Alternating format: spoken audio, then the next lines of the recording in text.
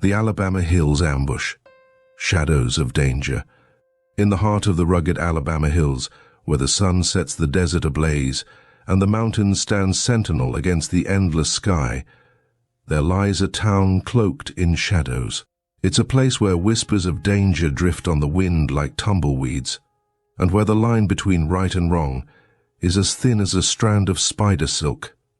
As the sun dipped low on the horizon, casting fiery hues across the rocky landscape, a wagon rattled into town. Dust billowed in its wake, obscuring the figures within until they came to a halt in the center of town. Samuel McCartney, a man with a gaze as steely as the barrel of a Colt revolver, stepped down from the wagon, his family close behind. Samuel's eyes swept over the town, taking in the dilapidated buildings and the wary faces that peered out from behind curtains. This was no ordinary frontier town. It was a place where danger lurked in every shadow and where the law held little sway. "Welcome to our new home, folks," Samuel said, his voice tinged with determination. "We'll make our stand here, come what may." His wife, Mary, nodded in silent agreement, her eyes filled with the same resolve that burned within Samuel's heart. Their children, wide-eyed with wonder and fear, clung to their parents' sides, unsure of what lay ahead. The town, with its ramshackle buildings and dusty streets, seemed to hold its breath as the McCartneys made their way through its narrow thoroughfares. It was a place of secrets and shadows, where danger lurked around every corner and trust was a rare commodity. But Samuel McCartney was a man unafraid of the darkness. With his family by his side, and his hand never far from his trusty six-shooter, he was ready to face whatever challenges lay ahead in the wild frontier of the Alabama hills. Samuel McCartney had a vision burning bright in his chest like a campfire on a cold desert night. He aimed to carve out a new destiny for himself and his kin in the untamed wilderness of the Alabama hills. A ranch of their own, where the land stretched as far as the eye could see and the cattle roamed free like spirits of the prairie. But dreams, as he well knew, weren't worth a plugged nickel without the means to make them real. So, with his jaw set firm and his resolve as unyielding as the granite peaks that loomed overhead, Samuel made his way to the town's bank. The bank, a weathered building with paint peeling like old leather and windows as clouded as a cowboy's conscience, was a place of both promise and peril. Samuel knew that laying down his hard-earned coin was akin to staking his claim in a high-stakes poker game, where the winner took all and the loser was left with nothing but dust in their pockets. But Samuel was a betting man, and he wagered everything he had on the roll of the dice. With a steady hand and a heart full of hope, he made his case to the bespectacled teller, whose eyes glinted like chips of fool's gold in the dim light. "I aim to make a deposit," Samuel said, his voice steady as the ticking of a grandfather clock. "Enough to secure a ranch for me and mine." The teller, a man of few words but keen judgment, nodded in understanding. He knew the value of a man's word in these parts, and Samuel's rang true as a church bell on Sunday morning. With a nod of approval, Samuel counted out his coin, each piece clinking against the next, like the sound of distant thunder rolling across the plains. It was a fortune in the making, a fortune built on sweat and sacrifice, and Samuel was willing to wager it all on the turn of a card. As he left the bank, the weight of his decision settled on his shoulders like the yoke of a burdened ox. But Samuel McCartney was a man unafraid of the road ahead, for he knew that with courage and determination, even the wildest dreams could take root and flourish in the fertile soil of the Alabama hills. As the sun beat down on the dusty streets of the town, a shadow slithered into view like a sidewinder on the prowl. Leroy McGinnis, a man with a face as sharp as a whetted blade and eyes as cold as a winter's frost, sauntered into the bank with a swagger that spoke of trouble on the horizon. Samuel McCartney's gut twisted like a hangman's noose as he watched Leroy's approach. He knew trouble when he saw it, and Leroy McGinnis was trouble with a capital T, The man's very presence cast a pall over the room, like a storm cloud blotting out the sun. "Well, well, well," Leroy drawled, his voice dripping with honeyed venom. "If it ain't old Samuel McCartney, come to make his fortune at the expense of honest folk like me." Samuel's hand tightened around the grip of his six-shooter, but he held his tongue. Leroy was a snake in the grass, and any wrong move could send him striking with deadly precision. "I reckon I could use a little of that loot myself," Leroy continued, his lips curling into a twisted grin. "A man's got to look out for his own interests, after all." Samuel's jaw clenched with barely restrained fury. He hadn't come to town to line Leroy's pockets. He had come to build a future for his family, one hard-earned coin at a time. "I ain't here to line your pockets, Leroy," Samuel said, his voice low and dangerous. "I made my fortune with blood and sweat, and I ain't about to hand it over to the likes of you." Leroy's eyes narrowed to slits as he regarded Samuel with open disdain. "You think you can stand up to me, McCartney? You're a fool if you do." Samuel knew he was caught in a trap, with Leroy McGinnis as the spider at its center. But he was a man of honor, and he would sooner face a rattlesnake than bend to Leroy's will. With a steely glint in his eye, Samuel squared his shoulders and prepared for the showdown that was sure to come. In the wild frontier of the Alabama hills, where the line between right and wrong blurred like the heat haze on the horizon, only the strong survived. And Samuel McCartney was determined to prove that he was the strongest of them all. Tension hung heavy in the air, like the smell of gunpowder after a shootout, as Leroy McGinnis squared off against Samuel McCartney in the dimly lit bank. Leroy's eyes flickered with malice, his gaze darting from Samuel to his family, huddled close behind him like frightened cattle. "You think you can defy me, McCartney?" Leroy sneered, his voice a low rumble that echoed off the walls like thunder rolling through the hills. "I reckon your family might see things a mite different after they meet with a little persuasion." Samuel's blood boiled at Leroy's threat, his fists clenching at his sides like a pair of coiled serpents ready to strike.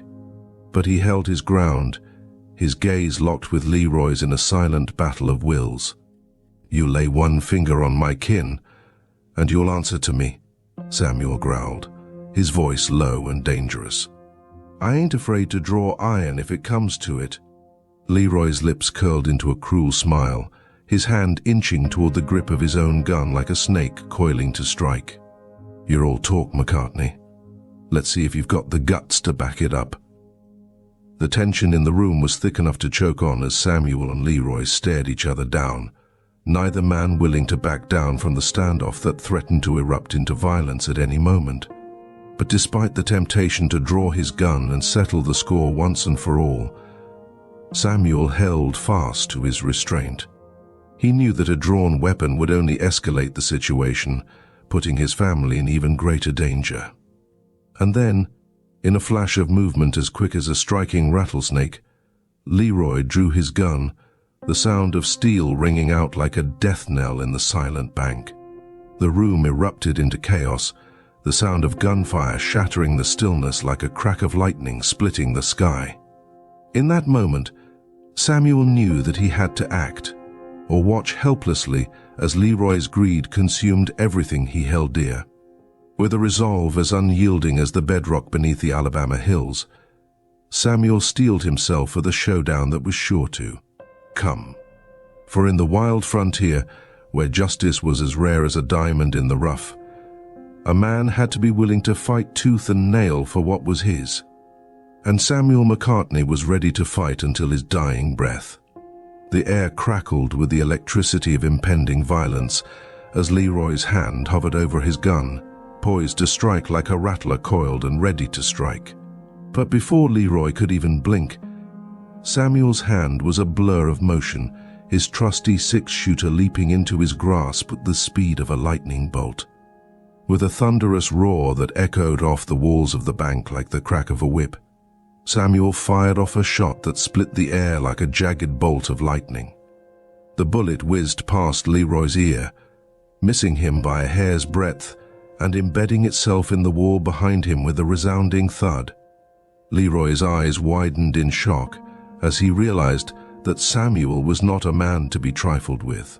But he was no coward, and with a snarl of fury, he returned fire with a vengeance. Bullets flew like a swarm of angry hornets, the air thick with the acrid scent of gunpowder and the sound of gunfire ringing out like a symphony of destruction. Samuel and Leroy danced the deadly dance of the gunslinger, each shot a deadly gamble in the high-stakes game of life and death. The scene was chaos incarnate, the bank a battleground where the forces of good and evil clashed like titans locked in mortal combat. Samuel's family cowered behind the safety of overturned tables and shattered windows, their hearts pounding in their chests like the hoofbeats of a stampeding herd. But Samuel paid them no mind. His focus locked solely on Leroy as he dodged and weaved through the hail of gunfire like a man possessed. He was a force of nature, a whirlwind of fury and determination as he fought tooth and nail to protect his family from the threat that loomed before them. And then, in a moment that seemed to stretch on for an eternity, Leroy's luck ran out. With a cry of triumph, Samuel's final shot found its mark, striking Leroy square in the chest and sending him crashing to the ground like a felled tree. The dust settled, the echoes of gunfire fading into the stillness of the aftermath. Samuel stood victorious amidst the wreckage, his breath coming in ragged gasps as he surveyed the scene before him. The danger had passed, but the scars of the battle would linger long after the smoke had cleared. In the wild frontier of the Alabama hills, where justice was as rare as a nugget of gold in a riverbed, Samuel McCartney had proven himself to be a true gunslinger in every sense of the word. And as he gathered his family close, he knew that no matter what trials lay ahead, they would face them together, come hell or high water. With Leroy McGinnis lying sprawled on the floor, his eyes staring blankly at the ceiling like a pair of lifeless marbles, the tension that had gripped the town like a vice finally began to loosen its hold. The silence that followed the chaos was as thick as molasses, broken only by the soft sobs of Samuel McCartney's family as they emerged from their hiding place. Samuel, his face streaked with sweat and dirt, knelt beside Leroy's prone form, his gaze steady and unwavering. The man who had once been a scourge upon the town now lay defeated, his reign of fear at an end. The townsfolk, drawn like moths to a flame by the commotion, began to trickle into the bank, their eyes wide with disbelief at the scene that greeted them. But as they took in the sight of Leroy lying defeated on the floor, a murmur of relief rippled through the crowd like a breeze through the tall grass. "Looks like the varmint finally got what was coming to him," one grizzled old cowboy muttered, his voice rough as sandpaper. "Ain't nobody shedding no tears for that snake." Samuel rose to his feet, his heart heavy with the weight of the moment. He knew that the battle was won, but the war was far from over. Leroy may have been the face of evil in the town, but there were others like him, lurking in the shadows, waiting for their chance to strike. But for now, Samuel allowed himself a moment of respite, basking in the warmth of the town's gratitude as they hailed him as a hero. It was a feeling he had never known before, a sense of belonging that went deeper than words could express. And as he looked into the eyes of his family, their faces lit with a joy that mirrored his own, Samuel knew that he had found something worth fighting for in the wild frontier of the Alabama hills. For in a world where danger lurked around every corner and the line between right and wrong was as thin as a razor's edge, there was no greater treasure than the love and safety of those he held dear. With a smile that reached to the depths of his soul, Samuel McCartney knew that he had finally found a home. And as he walked out of the bank, his family by his side, he knew that no matter what trials lay ahead, they would face them together, come hell or high water. For in the end, that was the cowboy way. In the fading light of the Alabama hills, where the shadows danced like ghosts in the twilight, The legacy of the Alabama Hills ambush was etched into the very fabric of the town. It was a tale whispered around campfires and told in hushed tones in the saloons, a story of courage, determination, and the triumph of justice in the face of overwhelming odds. Samuel McCartney, once a stranger in a strange land, had become a legend in his own right. His name was spoken with reverence, his deeds held up as an example of what a man could achieve when he stood tall and faced his fears head-on. But for Samuel, the true reward lay not in the accolades of others, but in the newfound sense of belonging and purpose he had discovered in the wild frontier. The Alabama Hills, once a place of danger and uncertainty, had become a home where his family was safe and where he could build a future filled with promise and hope. As he stood beneath the starlit sky, his hat tipped low and his eyes fixed on the horizon, Samuel reflected on the journey that had brought him to this moment. It had been a long and arduous road, fraught with danger and uncertainty, but it had also been a journey filled with moments of triumph and joy.